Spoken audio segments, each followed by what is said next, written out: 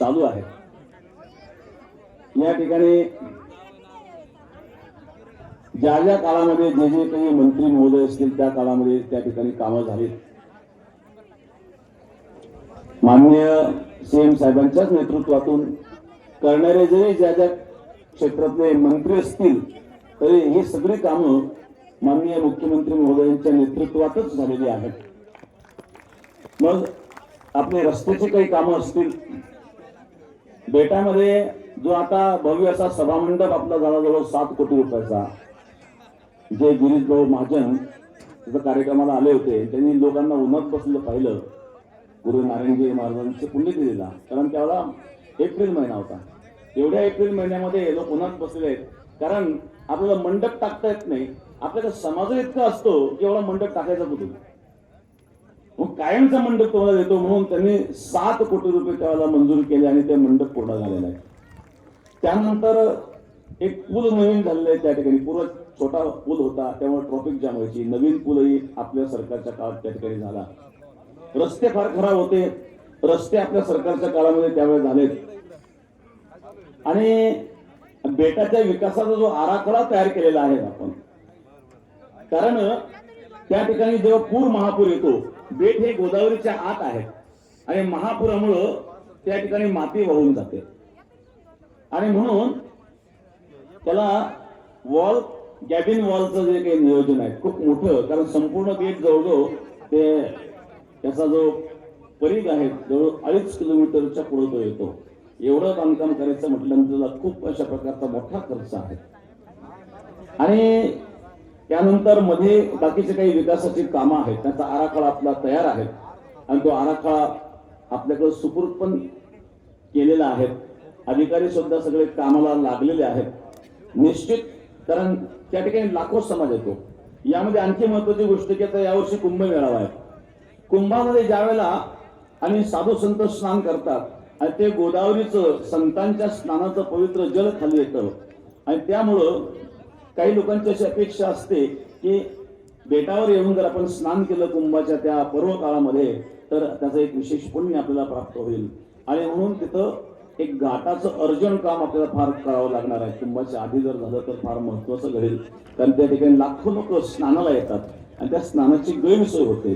बाकीचे विकासाची कामं आपली आहेत, आपण जे सोलरचं सांगितलं ते सुद्धा काम आपण मार्गी लावित आहात। आणि बाकीचे मग भक्त निवास असेल, त्या ठिकाणी एक ध्यान केंद्र तयार करायचं, ध्यान मंदिर तयार करायचं आहे, त्याचेही प्लॅन तयार झालेले आहेत। अंतर्गत रस्ते असतील, भक्त निवास, जवळजवळ हा सगळा प्लॅन होतो तो 165 कोटीचा प्लॅन होत आहे।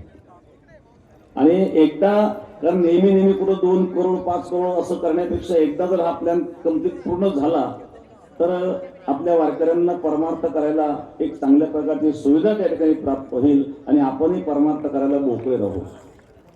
निश्चित आपण जे काही समाजाकरता कार्य करीत आहात, जे केलेलं आहे, कारण धर्माकरता सुद्धा गोहत्या बंदी करता जे आपण कार्य केलं, गोहत्या बंदीचा कायदा आणला, एवढंच नाही तर राज्य माता अशा प्रकारचा दर्जा गोमातेला दिला। याच्या पलीकडं, कारण या देशी गायी ज्या असतात या काही फार दुधाकरता कोणी सांभाळत नाही, सेवा म्हणून त्या सांभाळायच्या असतात। आपल्या बेटामध्ये सुद्धा जवळजवळ 250 गायी आपण सांभाळतो, तर त्या लोक सांभाळत नाही, त्यापासून उत्पन्न मिळत नाही आणि म्हणून त्याकरिता प्रत्येक गायीला 50 रुपये एका दिवसाचे अशा प्रकारे अनुदान आपण जे चाऱ्याकरिता दिलेलं आहे, त्यामुळे गोशाळा चालवणाऱ्यांना खूप मोठा दिलासा त्यातून प्राप्त झालेला आहे। आणि म्हणून गोहत्या थांबण्याकरता खूप चांगल्या प्रकारची मदत त्यातून होत आहे। आता या गोहत्या बंदीचा कायदा असून देखील काही ठिकाणी आणि पळवाटा काढण्याचा प्रयत्न केला जातो। तर मे महिन्यामध्ये जो अध्यादेश आपण जारी केला की त्या अध्यादेशामध्ये हा स्पष्ट उल्लेख आहे की जर एखाद्या ठिकाणी गोहत्या होत असेल तर ती जबाबदारी त्या स्थानिक पोलीस स्टेशनची आहे।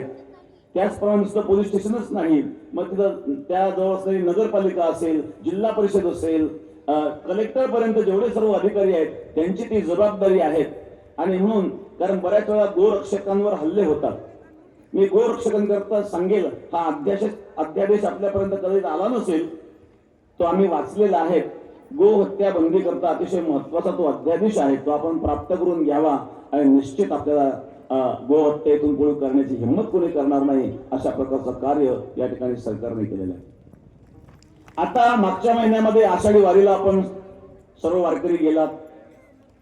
आषाढी वारीमध्ये आणि पंढरपूर जे आहेत या पंढरपूर करता आणि जो हजारो कोटींचा आराखडा तयार करून त्या ठिकाणी विकास कामाला सुरुवात झालेली आहे.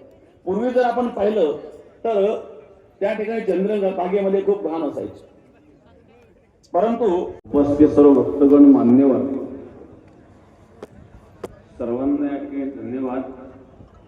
आणि 7 दिवस समाजापर्यंत बातम्या पोहोचवणाऱ्या पत्रकार मंडळींना धन्यवाद. इलेक्ट्रॉनिक मीडिया, प्रिंट मीडिया, आमचे पत्रकार बंधू कुठे बसले? पत्रकार बंधूंना कुठंतरी एक जागा द्यायला पाहिजे. जे काही आपले पत्रकार बंधू या ठिकाणी, बरेच पत्रकार या ठिकाणी उपस्थित आहेत. 7 दिवस त्यांनी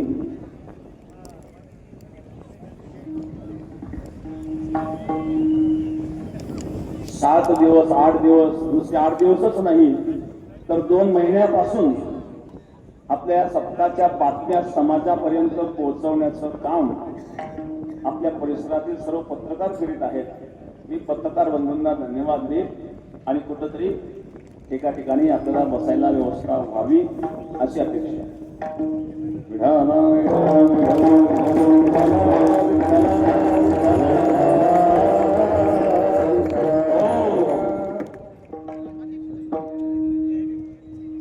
एकशे 179 वर्षापूर्वी रोगिराज सद्गुरू गंगागिरी महाराजांनी या सप्ताहाला प्रारंभ केलेला आहे. 15 ऑगस्टला देशाचा स्वातंत्र्य दिन साजरा झाला. 80वा स्वातंत्र्य दिन साजरा झाला आणि आपला सप्ताह 179वा. म्हणजे देशाला स्वातंत्र्य मिळण्याच्या 99 वर्ष आधीपासून ही परंपरा चालू आहे. जेव्हा देश पारतंत्र्यात होता आणि त्यावेळेला बेट हे वैजापूर तालुक्यामध्ये होतं, म्हणजे ते हैदराबाद स्टेटच्या अंतर्गत होतं. मुघल शासकांच्या शासन काळामध्ये असताना देखील 99 वर्ष मुघल असताना ही परंपरा चाललेली आहे. ही विशेष परंपरा आहे. स्वातंत्र्यानंतर आपण करीत आहोत यात विशेष नाही आहे. अशी ही परंपरा भव्य दिव्य अशी चालू आहे. खूप कष्ट आपण या ठिकाणी घेतलेत. धनगरवाडी एक निमित्त आहे, पण धनगरवाडीला सहकार्य मदत करणारे सर्व 20-25 गावं सर्वांना मी या ठिकाणी धन्यवाद देतो.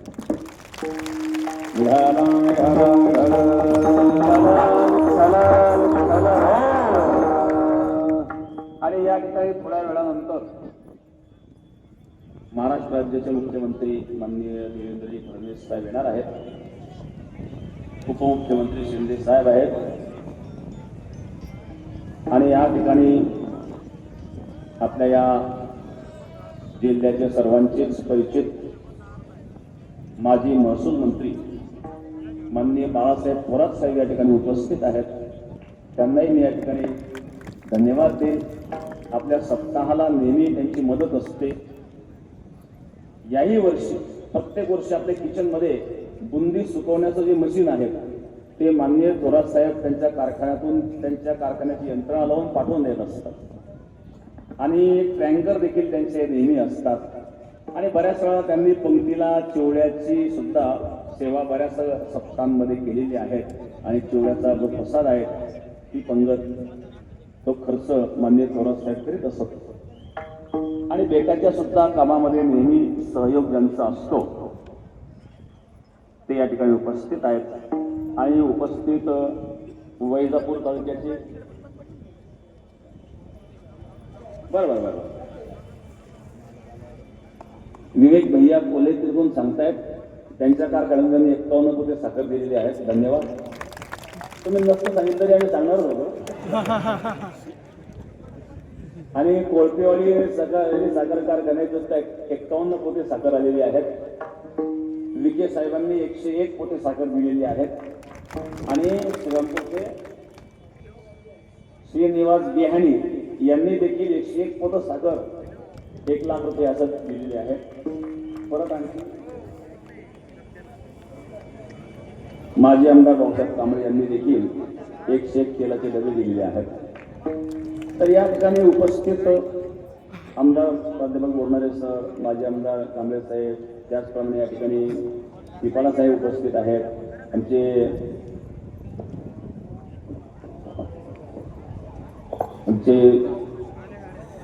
प्रकाशचंद्र चित्ते आहेत, बाळासाहेब मुरकुटे आहेत, माजी आमदार आणि कांबळे साहेब आहेत, कमलाकर भाऊ आहेत, नीरज भाऊ आहेत.